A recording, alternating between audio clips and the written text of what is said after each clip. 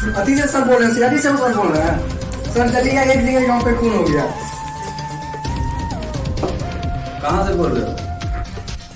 Hello, कहाँ से बोल रहे हो?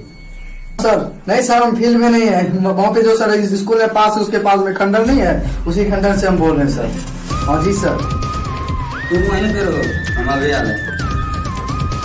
दया लगता है वहाँ पे खून जाना पड़ेगा। चलो।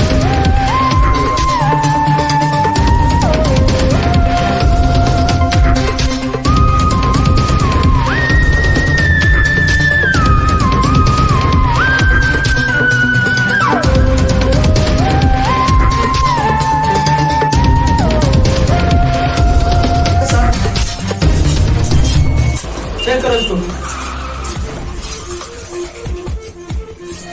लगता है सर मर गया है।